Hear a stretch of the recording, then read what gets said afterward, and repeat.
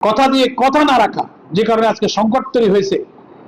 জুলাই অভ্যুত্থানে যে প্রায় ১,৫০০ মানুষ জীবন দিল, ৩০,০০০ মানুষ আহত হলো, লক্ষ লক্ষ মানুষ রাজপথে নেমে এসে দুর্নীতি, দলীয়করণ, ভিন্ন মতের দমন, কর্তৃত্ববাদী শাসন থেকে বাঁচার জন্য একটা চমৎকার সংস্কারের প্রস্তাব জাতীয় ঐক্যমত্য কমিশনে হলো, সেটার পক্ষে হা ভোট দিল। আজকে আপনারা না বলার কারণে সেটা আজকে সংবিধান সংস্কার পরিষদের আপনি বৈঠক ডাকলেন না, সেগুলোকে আপনি আইনি ভিত্তি দিয়ে অনুমোদন করলেন না, শপথ নিলেন না, সংবিধানের তফসিলে অন্তর্ভুক্ত করলেন না, ফলে জুলাই সনদ কার্যকর হলো না। রাজনীতিতে সেই সংকট রয়ে গেল। পার্লামেন্টে আমাদের বিরোধী দলীয় নেতা ৬৮ মিনিটে মুলতবি প্রস্তাব এনে এটার উপর আলোচনা করেছেন, সেটাও ২ ঘন্টা আলোচনা করে টক আউট করে দিয়েছেন। নিষ্ফল আলোচনায় কোনো রেজাল্ট হয় নাই। এটা একটা প্রথম সংকট। জুলাই সনদ বাস্তবায়ন না করলে এই যে এক ব্যক্তির প্রধানমন্ত্রীর হাতে সীমাহীন যে ক্ষমতার লাগাম টানার জন্য যে সংস্কারটা হয়েছিল, উনি পাবলিক সার্ভিস কমিশন, দুর্নীতি দমন কমিশন, কেয়ারটেকার সরকার, চিফ জাস্টিস, আপিল ডিভিশনের জাস্টিস, নির্বাচন কমিশন, সমস্ত সাংবিধানিক পদে নিয়োগের প্রত্যেকটির ক্ষমতা প্রধানমন্ত্রীর হাতে, বিদ্যমান রাষ্ট্র কাঠামোতে যা আছে ক্ষমতা তার হাতে, তার ইচ্ছা রাষ্ট্রপতির ইচ্ছা হবে। সংস্কার কমিশনে এগুলোকে পরিবর্তন করেই কিন্তু সংস্কার করা হয়েছিল যে নো, ট্রেজারি বেঞ্চ এবং অপোজিশন এবং জুডিশিয়ারি সহ অন্যান্য রিলেটেড আরো তৃতীয় পক্ষের লোক রেখে এইসব সাংবিধানিক পদে লোক নিয়োগ করা হবে।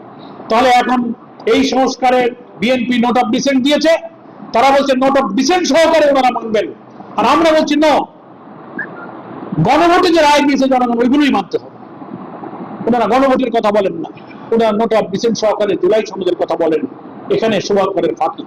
এটা যদি বাস্তবায়িত না হয়, তো আইনি বড় বড় সংস্কার না হলে আর যা হবে এগুলি ম্যাটেরিয়াল, এতে সংবিধানের, রাষ্ট্র কাঠামোর দুর্নীতি, দলীয়করণ, বিদেশে অর্থ পাচার, ভিন্ন মতের দমন পীড়ন, ওই সেই ফ্যাসিবাদের দিকেই কিন্তু দেশ ধাবিত হবে। এখানে যারাই প্রধানমন্ত্রী হবে তারাই আরেকটা শেখ হাসিনা হয়ে জন্ম নেবে। আমরা এটা তীব্র নিন্দা করেছি। 11 দলীয় জোট এর বিরুদ্ধে রাজপথে আন্দোলন করছে, বিক্ষোভ, গণমিছিল, জেলায় জেলায় মিছিল, এখন বিভাগীয় শহরে মহাসমাবেশ হচ্ছে। আমাদের এই দফার পরে আমরা রাজধানীতে মহাসমাবেশ করবো, লিফলেট বিলি, আমাদের গোল টিভি, নানান সেমিনার ডিসকাশন করে জনগণকে আমরা এই গণভোটের গণ রায় মেনে নেওয়ার পক্ষে জনমত তৈরি করছি। জনগণকে বলছি যে আপনাদের ভোট, আপনাদের রায়কে সরকার মর্যাদা দেয়নি। এখনো পার্লামেন্টে সুযোগ আছে, বাজেট অধিবেশন চলছে, সরকারের সদিচ্ছা থাকলে সেখানে তিনি সংবিধান সংস্কার পরিষদের বৈঠক ডেকে জুলাই সনদকে পুরোপুরি বাস্তবায়ন করতে পারেন। আপনারা নোট অফ ডিসেন্ট দিয়েছেন ঐক্যমত্য কমিশনে, কিন্তু গণভোটে যে ৮৪টা বিষয়ে মত চাওয়া হয়েছে, গণভোটে কিন্তু কোনো নোট অফ ডিসেন্ট নাই। ভোটাররা ৭০ ভাগ কিন্তু উইদাউট নোট অফ ডিসেন্ট তারা হা বলেছে। তার অর্থ হলো পুরো সংস্কার আপনাদেরকে মানতে হবে, তাহলেই রাজনৈতিক সংকট দূর হবে, ফ্যাসিবাদের বিরোধী আন্দোলনের এই রক্তক্ষয়, এই ত্যাগ, এই আশা আকাঙ্ক্ষা জাতির পূর্ণ হবে। নাম্বার 2 সংকট হচ্ছে 11 তারিখে জাতীয় সংসদে যে বাজেট পেশ করা হয়েছে, তার আগে 9 তারিখে বাংলাদেশ জামাত ইসলামের পক্ষ থেকে আমরা একটা বিকল্প বাজেট প্রস্তাবনা আমাদের আমিরি জামাতের পক্ষ থেকে পেশ করে আমরা বলেছিলাম, খসড়া বাজেটে আমরা এই বাজেটে ব্যয়ের পরিমাণ,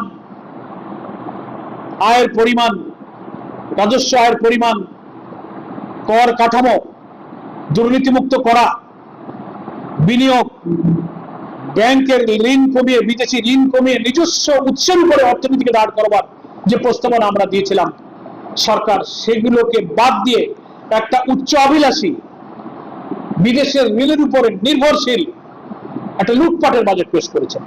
এডিপির টাকা এমন যাবে, আমাদের আমিরি জামাত বলেছেন জুন থেকে, জুন ফিনান্সিয়াল ইয়ার, ফিসক্যাল ইয়ার আমরা চেঞ্জ করতে বলেছি জানুয়ারি টু ডিসেম্বর, ডিসেম্বর টু জানুয়ারি। কারণ জুন জুলাইতে বর্ষা মৌসুমে এডিপির টাকা গাদা গাদা যায়, ডিসিআর ইউনোরা, দলীয় কর্মীরা, চাঁদাবাজরা, ঠিকাদাররা লুটপাট করে দলীয় কর্মীদের খাওয়ার কাজে লাগতে লাগে। বিশাল অঙ্কের রাজস্ব তারা আদায় করার জন্য রেখেছে, এনবিআর তা করতে পারবে না, অতীতে তা কখনো পারে না।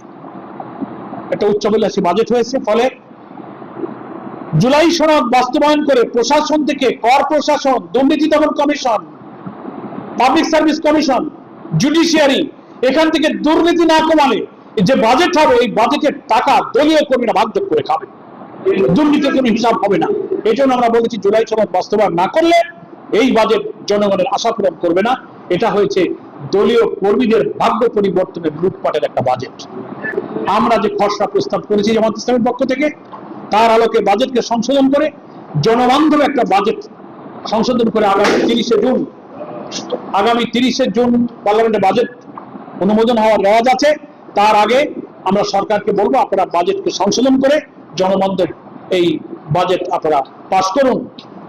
আমাদের আমির জামাত বলেছেন আমরা সরকারের সব ভালো কাজে সাহায্য করব, কিন্তু মন্দ কাজে আমরা বাধা দেব, আমরা প্রতিবাদ করব।